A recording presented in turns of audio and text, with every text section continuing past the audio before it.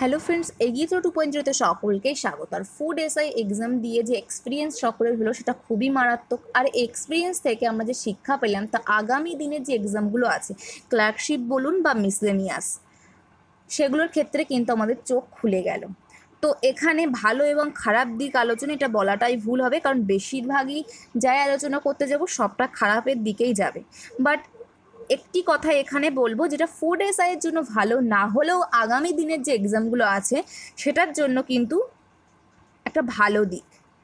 আমরা কি দেখেছি, ফুড এসআইয়ের ক্ষেত্রে ম্যাথের যে সিলেবাস সেখানে অ্যারিথমেটিকের কথা বলা ছিল, তাছাড়া বাদবাকি কিছু চ্যাপ্টারের কথা ছিল, ক্লক, ক্যালেন্ডার ইত্যাদি ইত্যাদি। অ্যাডভান্স ম্যাথের কথা কোথাও উল্লেখ করা ছিল না। কিন্তু ফুড এসআইতে কিন্তু geometry, trigonometry, height and distance, variation, সূচক, পলিগন, এগুলোর উপর থেকে কোশ্চেন এসেছে।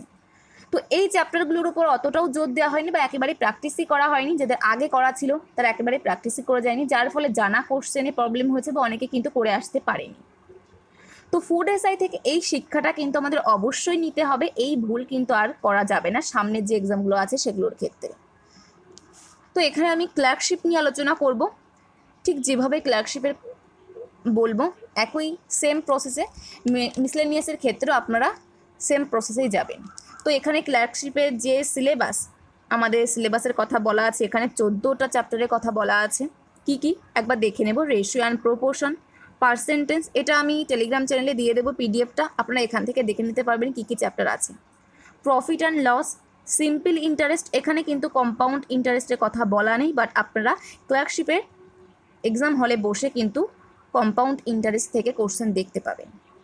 Simplification, decimals and recurring decimals, visibility, fractions, LCM and HCF, partnership, average, time and work, 13 number এখানে টাইম অ্যান্ড ডিস্টেন্স, আর 14 নম্বর যেটা area of rectangles and square.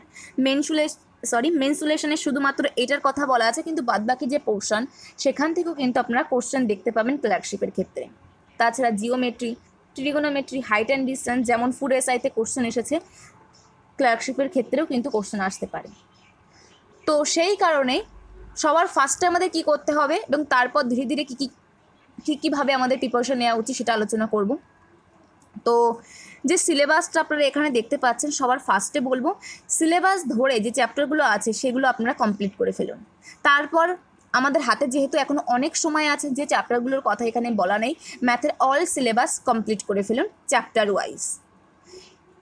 সমস্ত syllabus complete করার পর যদি কারোর মনে হয় এখনও প্রবলেম আছে কিছু কিছু চ্যাপ্টারে, তো পার্টিকুলার সেই চ্যাপ্টারগুলো ধরে আপনারা আরেকবার রিভিশন করে নিন, তারপর প্র্যাকটিস সেটে হাত দিন। আমাদের চ্যানেলে কিন্তু আমি প্র্যাকটিস সেট শুরু করেছি ক্লার্কশিপের জন্য আজ থেকে। তো আমি এটা বলবো না যে আপনি প্র্যাকটিস সেট আজ থেকেই শুরু করুন। হ্যাঁ, অনেকের কিন্তু ম্যাথের যে সিলেবাসগুলো আছে, টোটাল যে সিলেবাস সেটা কমপ্লিট করা আছে, বেসিক কনসেপ্ট কিন্তু ক্লিয়ার আছে, তারা এই প্র্যাকটিস সেটটা করতে পারেন। এবং যাদের বেসিক কনসেপ্ট ক্লিয়ার নেই, সবার আগে বলবো তাদের কনসেপ্টটা ক্লিয়ার করুন। তো ফুড এসআইয়ের আগে আমি ক্লার্কশিপের জন্য চ্যাপ্টার ওয়াইজ ভিডিও বানাতে শুরু করেছিলাম, কি সিরিজ শুরু করেছিলাম, কিন্তু ফুড এসআইয়ের কারণে সেটা বন্ধ রেখেছিলাম। তো সেটা আমি আবার শুরু করব নেক্সট উইক থেকে। তো যদি কারোর মনে হয় যে কনসেপ্ট ক্লিয়ার নেই, আপনারা সেটা দেখতে পারেন, কিছু চ্যাপ্টার সেখানেই কমপ্লিট করা আছে, বাদবাকি চ্যাপ্টারগুলো আমি করিয়ে দেব। তাছাড়া ফুড এসআইতে যারা চ্যাপ্টার ধরে প্র্যাকটিস করেছেন, আমাদের চ্যানেলে আমি করিয়েছিলাম, তো তাদের মোটামুটি কিছু চ্যাপ্টার এখান থেকে উঠে আসবে ফুড এসআই থেকে। তো এখন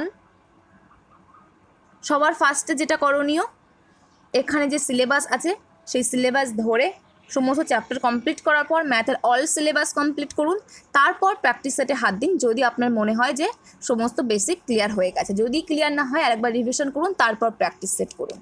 তো এইভাবে ঠিক একইভাবে মিসলেনিয়াসের ক্ষেত্রে সেম প্রসেসেই এগোবেন। তো মিসলেনিয়াসের জন্য আলাদা করে আর কিছু বললাম না। তো এটা ফুড এসআইয়ের জন্য ভালো না হলেও আমাদের কিন্তু সামনের যে এক্সামগুলো আছে তার জন্য কিন্তু একটা ভালো দিক, যে ফুড এসআই আমাদের দেখিয়ে দিল যে সিলেবাসে যে যে চ্যাপ্টারগুলো থাকবে তার বাইরের থেকেও কিন্তু কোশ্চেন আসতে পারে। আর খারাপ দিকের কথা যদি বলি সেটা তো হাতে গুনে শেষ করা যাবে না, তবুও একটা কথা সকলকে বলবো, সামনের যে এক্সামগুলো আছে সেগুলিতে দুর্নীতি হবে না এমন আশা করা যাবে না কখনোই, কারণ পিএসসি মানেই দুর্নীতির একটা ছাপ্পা পড়ে গেছে পিএসসির উপর। তো সেই কারণেই বলবো সামনের যে এক্সামগুলো আছে সেগুলি এমনভাবে প্রিপারেশান নিন যাতে কোশ্চেন লিক হলেও আপনার কাট অফ কিন্তু আপনি ক্লিয়ার করতে পারেন, এমনভাবে প্রিপারেশান নিন। কারণ ভ্যাকান্সি প্রচুর আছে, প্রচুর ছেলে মেয়ে কিন্তু এবার চাকরি পাবে। তো এইটুকু আশা দেওয়া যায়। আর ফুড এসআই করে মাতামাতি না করে সামনের যে এক্সামগুলো আছে সেটাতে ফোকাস করুন। যদি রি এক্সাম হয় খুবই ভালো কথা, যদি এটা ক্যান্সেল হয় এক্সামটা তো আনন্দের আর শেষ থাকবে না, নতুনভাবে আমরা আবার পরীক্ষা দিতে পারবো। তো সেটা তো আমাদের এক্সট্রা পাওয়া। এখন জানি না কতটা কি হবে, নেক্সট উইক হয়তো কোনো খবর আসতে পারে। তো যাই হোক, তো এখানে শেষ করবো ভিডিওটা। যদি ভিডিওটা ভালো লাগে বা কোনো রকম উপকার পেয়ে থাকেন অবশ্যই একটি লাইক করে দেবেন, আর বন্ধুদের মধ্যে একটু শেয়ার করে দেবেন, আর চ্যানেলে নতুন হলে চ্যানেলকে সাবস্ক্রাইব। তো নেক্সট ভিডিওতে আমাদের আবার দেখা হচ্ছে। Thank you, good by.